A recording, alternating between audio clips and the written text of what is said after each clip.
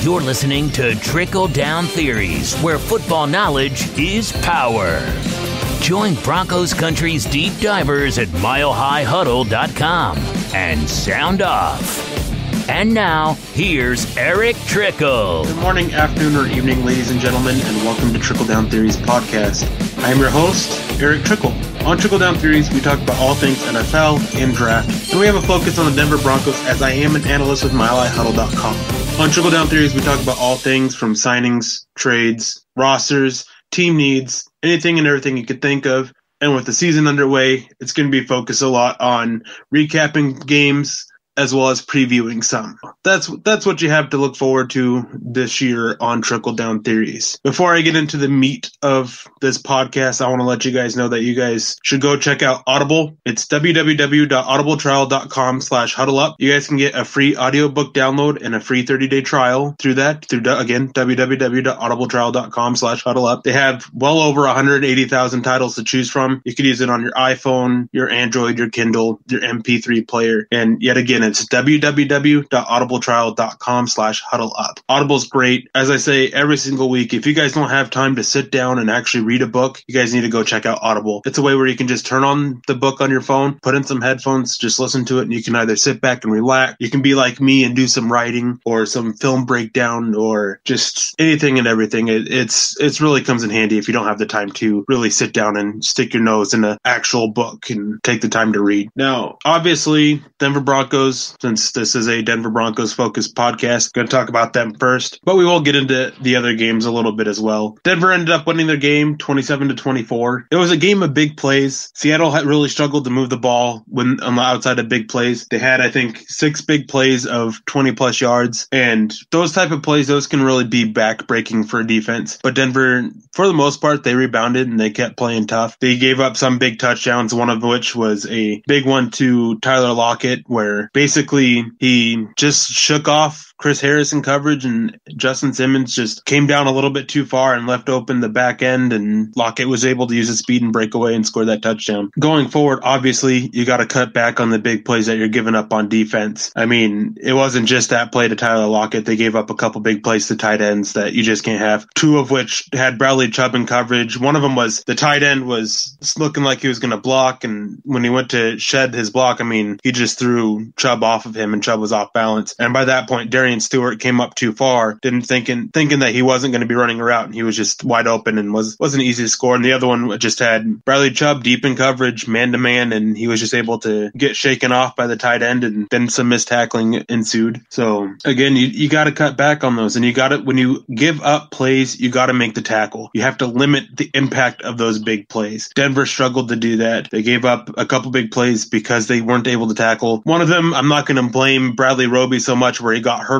With NFL rules nowadays, watching them going for the heads, you got to go low. That's going to lead to players getting hurdled even more often. I won't be surprised if we see one at least every week throughout the NFL, if not more. Then offensively, one of the keys is that you got to be able to make big plays, and Denver did a really good job of answering big play with big play. They had 6 or 7 big plays offensively, and that was really big of them, obviously. I mean, they're not called big plays for no reason. Emmanuel Sanders with his one big touchdown catch, Philip Lindsay with his where he just was open because of a mistake by a rookie defensive player and just took off and was off to the races, and Deshaun Hamilton gave him a great block to be able to get into that end zone, and just big play after big play. The bad thing is that this game shouldn't have been close. If Case Keenum doesn't throw those 3 interceptions, this game has a big difference in the outcome. It isn't, I mean, Denver would still win, but it's not a close game. It's not coming down to the final seconds of a potential field goal to tie the game. Seattle scored 14 points off of turnovers. You got to watch, so Case Keenum's got to watch those interceptions going forward. It's not often you can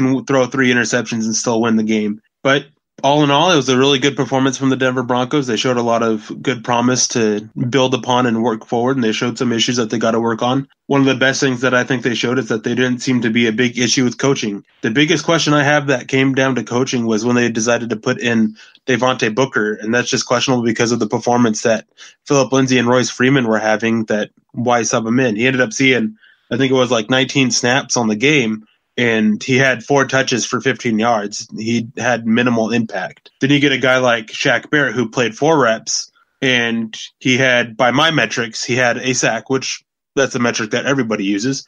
And then my metrics for hurries, he had a pressure as well. 4 snaps, and he had a big hand in 2 of them, like in the outcome of the play. That's really big. You got to get those key contributions from those guys who aren't playing much. And then to better yet share the example of Shaq Barrett is you have Shane Ray out there for 18 or 19 snaps, and he wasn't able to register a pressure. There was times where he looked like he didn't want to be out there on the field.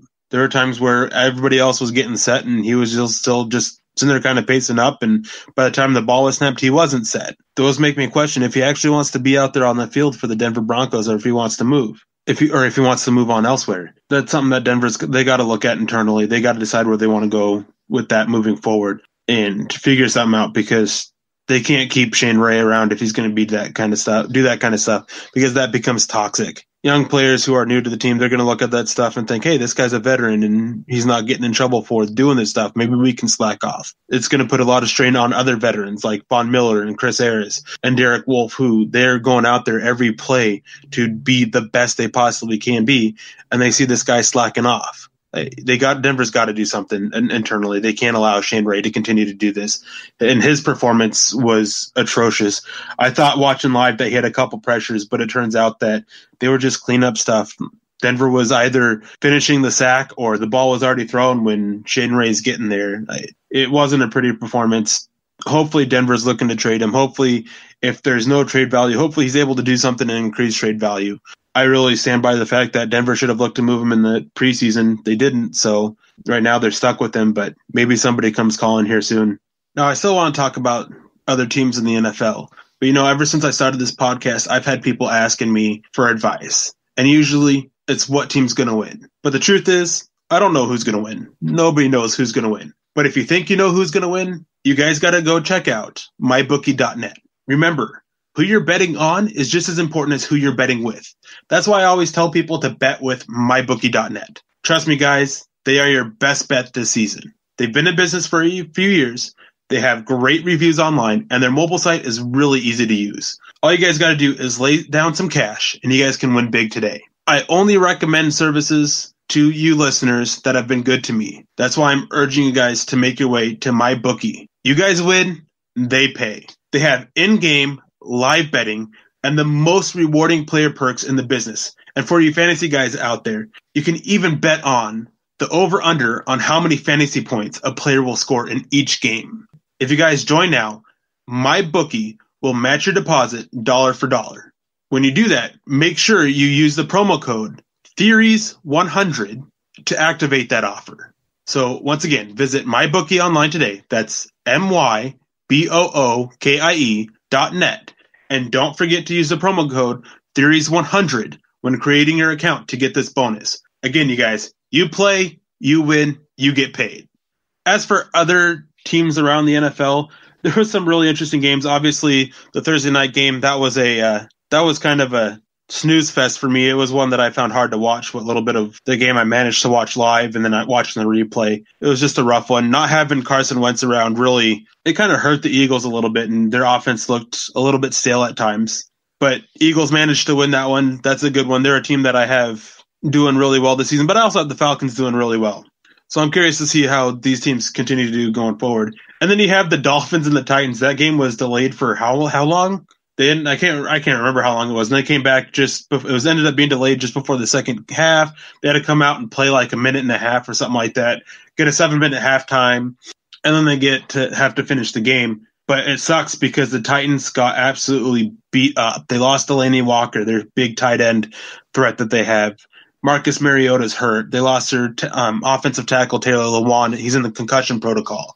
So it was a rough game for the Titans, health-wise. They didn't come out healthy. And the Dolphins, they managed to win that game. They played a solid game from what I saw of it. And again, it's only week 1, so it's hard to say just what road these teams are going down. Because last year, Denver ended 5-11, but they started 3-0. It's hard to say just how well a team's going to do based off the first season. Then the Vikings, they looked really strong. They probably played the cleanest game of everyone that I really watched, and I watched all of that game. They really put it to the 49ers. It was just a clean game all around. New England Patriots 27-20. I didn't get to watch any of this one yet, so I'm not going to say much on this. I know that there has been some controversy about the Texans coach not calling a timeout after a catch or not catch by, I think, Gronkowski, but I can't really say anything on that because I haven't watched the game. Buccaneers and the Saints. Now, this one hurts. I watched this game, and the Buccaneers played great. Saints, they played really well as well. But my issue here is that in my before season predictions that came out Saturday, so after the Eagles-Falcons game, I had the Saints winning the Super Bowl and the Buccaneers going 2-14, which was the worst record that I had. And here the Saints lose. The team I called winning the Super Bowl loses to the team that I have ending up with the first overall pick and the worst record in football. Ouch. That's a hit right in my gut right there. I still think the Saints can bounce back. I'm curious to see if the Buccaneers can keep it up. I mean, they have a lot of talent on there. I had concerns about the quarterback play. Ryan Fitzpatrick, he played really well, and he helped them win the game. I mean, he played a huge part in them winning the game. So I'm really curious to see if the Bucs are able to continue playing as well as they did.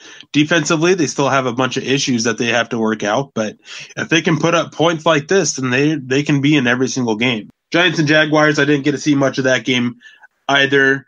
That's one that I'm planning on getting around to at some point. Jaguars are a team that I have making the Super Bowl. I have them losing to the Saints, and Giants I have being much improved, and they looked a lot better. Saquon Barkley played a strong game, but they still have some issues on that offensive line they have to work out. The Colts and Bengals, that's another one that these are two teams that I see as bottom in the NFL, and Bengals ended up winning by 11. I didn't watch much of this game, but Andy Dalton, from what little bit I saw, he looked like he played a clean game. I think he went like 20 for 30 or something like that, or 21 of 29, something. It was something that was really good, and he threw a couple touchdowns as well. And I think he threw an interception. And then Andrew Luck, I don't know how many exact passes he had, but I know it was over 50, which is way too much for Andrew Luck when he's coming back from the game. They need to get a ground game going because what little bit I saw of it, their ground game was non-existent. That's not something they can have. You got to have more ground game for Andrew Luck. You got to help him out. You got to take the ball out of his hands. He struggled to stay on the field because he takes such a beating. Having him out there throwing 50-plus passes a game, it's not going to work. What can you say about the Browns and the Steelers? Ended in a tie, which is kind of funny. I mean, Browns, they can't lose anymore. They can't tie their record last year, so they're guaranteed to be better. But people are overrating this or underestimating this, but people are not talking about this game enough because the Browns are a team that have been the joke of the NFL for the last few years. And the Steelers, they've been a perennial team competing for the AFC, and the Browns just tied them. Now, it wasn't the best game by the Steelers at all. Ben Roethlisberger threw quite a few picks. Denzel Ward, the Browns' second first-round pick, had a really good game picking off a couple of those passes of his. But the Browns, the laughingstock, managed to tie one of the perennial AFC teams in the NFL. I know that the Steelers didn't have Le'Veon Bell, but they still had a 100-plus yard performance from James Conner in his stead. They were still running the ball really well, and the Browns managed to tie it. I mean, that's impressive to me that the Browns managed to tie it. A laughingstock managed to tie a perennial AFC competitor. That's a good sign. Ravens absolutely thrashed the Buffalo Bills. Nothing to say here. Nathan Peterman, he's going to play. I think he's going to play the first 6 weeks. He's going to take a beating because that Bills offensive line is absolute trash. They really struggled. It's not a good unit at all. The Ravens took advantage of that, and the Bills' first 6 games, they play the Chargers with Joey Bosa, maybe, and Melvin Ingram. They play the Vikings with Everson Griffin. The Ravens, they have a couple of good pass rushers. They play the Texans. They play some really good teams with pass rushers these first 6 weeks. So let Nathan Peterman go out there behind this offensive line, take a beating, throw Josh Allen in, and see what he does then. The game that surprised me the most and the one that I actually found really enjoyable was the Chiefs and the Chargers. The Chiefs, their defense, I still have a bunch of questions about, but offensively, they looked so much better than I thought they would. Now, don't get me wrong. I thought, and I still think, that Patrick Mahomes is going to be a great quarterback in the NFL. I thought he was going to have a couple rough spots these first few games. I thought it was going to take 4 to 6 games to get him going. But, man, he came out and he looked sharp. He looked like he's been doing this for years at the NFL level. Wasn't all perfect by any means. No quarterback, not even Tom Brady or Aaron Rodgers, play perfect games. But he played a great game. The Chargers, they ended up coming back a little bit late, scoring 16 points in that fourth quarter. And Phillip Rivers and this team, they can be a threat. They got to stay healthy, which has been an issue. They've already lost a couple key guys. But if they can stay healthy, the Chargers can be a threat. The Chargers are the team I have winning the division, but the Chiefs, they're looking – I can't get over how strong the Chiefs look. Cardinals, they did nothing to except confirm my belief that they'll be one of the worst teams in the NFL. While Washington, I think, will end up being middle of the pack. They just beat up on – they looked really good, but they beat up on the Cardinals, who, again, I think will be one of the worst teams in the NFL. Cowboys looked completely – lost out there. It was just so bland. Their play calling was bland. Everything about them was bland, and the Panthers took advantage of that. The Packers and Bears, now that was a game that had a huge turnaround. Aaron Rodgers, man, is he good. He's the best quarterback in the NFL, and he has been for a while. This team with him and this team without him are two completely different caliber teams. He automatically makes his team a contender every single year, and he showed that.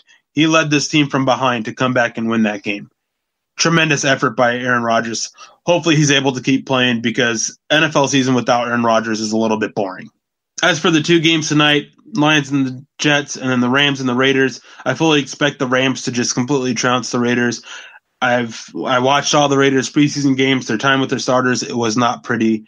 And the Lions and the Jets, I think this is going to be a good game. They're both teams that I don't think will be great teams, but they're not teams that I think will be bad. So it's going to be a real test for each other to see just how good they are against teams against a similar level of competition, I think. Now, before I finish this off and get to my game preview of the Broncos and the Raiders, which I will say is going to be a little bit hard since the Raiders haven't played yet. I haven't had a chance to watch their first game of the season at the time of this recording. They still haven't played. Obviously, I'm recording this Monday afternoon.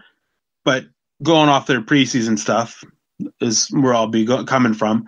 But before I get to that, again, I want to holler at you guys about why you guys need to become a Mile High Huddle subscriber. Mile High Huddle's approach to covering the Broncos, it's not just about reporting the news to us. What we really pride ourselves on is the X's and O's, the film reviews, the deep dive player evaluations, and draft coverage, all that stuff. And we do pride ourselves on being able to give you guys breaking news on the Broncos as it's happening in real time. I mean, we pride ourselves on everything that we do. Now, we save our best content, these X's and O's film reviews, the deep dive player evaluations, that kind of stuff, all the in-depth stuff for our VIP subscribers, for our premium members.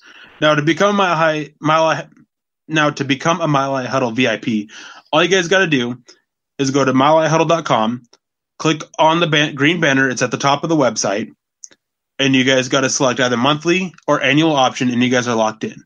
You guys get access to all of our written analysis. You guys get access to our VIP Insider forums, which is where you can catch me and all my colleagues and everybody during game day and chat with us during the game. Give us your thoughts and your opinions on how the Broncos are doing. But you guys also get access to whatever insider information that we get. It's all in there in our VIP Insider forums. As soon as we get it, as soon as we confirm that it's reliable enough to report, it goes into those VIP Insider forums. Again, you guys, our VIP stuff is great. These film reviews, the player evaluations, all this stuff, it's the best there is on the internet. Plain and simple. It's the best stuff there is covering the Broncos. Film reviews. So go give it a click, become a monthly or annual option. Even if you don't want to do annual one, you just want to check it out, do monthly. Just check it out for a month and then decide if you want to keep it. Because trust me, after that month, you'll want to keep it. You guys, just pull the trigger. You guys have my word. You really won't be disappointed. As for this upcoming Broncos and Raiders game, I'm really excited to see what this defensive front can do to this Raiders offensive line. The Raiders' interior offensive line is still really good. It's one of the best ones in the NFL. Hudson, Jackson, and Assembly, that's a great trio in the middle of the line. These interior defensive linemen of the Broncos are going to have their hands cut out. But on the edge, Donald Penn and Colton Miller, I'll be curious to see what Von Miller and Bradley Chubb, Shane Ray and Shaq Barrett can do against these guys, because I have my doubts about their ability to perform. I don't think that they are super strong players. Donald Penn is definitely the better of the two. Colton Miller, their first-round draft choice, he struggled quite a bit in preseason. So Donald Penn, he struggled a little bit too. So it's going to be curious to see what they do, because if they can put the pressure on Derek Carr makes a lot of mistakes. I mean, all quarterbacks make mistakes under pressure, but it's even more so with Derek Carr. They don't have that many offensive weapons, offensive threats for them. Marshawn Lynch, he's old and has lost his step. Jordy Nelson, as much as I like the guy as a player, he isn't the player that he once was. They have questionable performances out of their tight ends. It's a matchup that this Broncos defense can really dominate on. And on the other side of the ball, this Broncos offense against this Raiders defense, it's an old, aging group. They have a lot of concerns in their secondary. Their defensive line looks strong, but those linebackers, those guys in the secondary, very concerning performance from those guys that can easily be taken advantage of. You have to watch out for Arden Key, though, their rookie pass rusher, because he can cause havoc. He looked really good this preseason. I'll be curious to see how he's able to look this season. Look how he looks tonight against the Rams. I think that the Broncos end up coming away with the win in this one, and I don't think it's close. As long as Denver plays a clean game, they don't turn the ball over 3 times, they don't give up the big plays. Obviously, those things can obviously change the outcome of the game. Denver should easily be able to control this game from start to finish, and I think that they win this one 31-10. So that's my score prediction. Broncos beat the Raiders 31-10 to move on to 2-0 in the season. All right, guys, before I finish this off, I just want to remind you listeners to please give us a click and subscribe to us on iTunes as well as Stitcher, and we're on Spotify now too. Don't forget to share us on Facebook or Twitter, because we wouldn't be here today if it wasn't for you listeners. So all we ask is that you guys go take the time, iTunes, Spreaker, Spotify, rate, subscribe, and comment. Let your voices be heard on how well you enjoy the show. Again, this is very much appreciated if you guys go do this, because you guys are the ones who enable us to do something that we all love to do. So please help us spread the word around. Now, before I finish this up and get to my closing stuff, I just want to recap real quick, saving the juicy stuff for the end of it. I went and used my metric to calculate the Broncos' pressures that they were able to get on the defensive side of the ball, and these numbers are great. Bradley Chubb may not have heard his name called very often, but he was really good getting after the quarterback. He ended up notching 9 hurries, and he played a big hand in 3 sacks, 2 of which were made by Von Miller, who it doesn't need to be said how beastly of a game he had. But Bradley Chubb kept Russell Wilson inside the pocket, kept him being able to move around, kept him being able to escape the way he did, having to roll back. He did this with Chris Harris's sack too. He tried to escape out to his left, and he couldn't because Bradley Chubb had pushed a really good left tackle in the NFL and Dwayne Brown into Wilson's path. So Harris was able to come in and clean it up.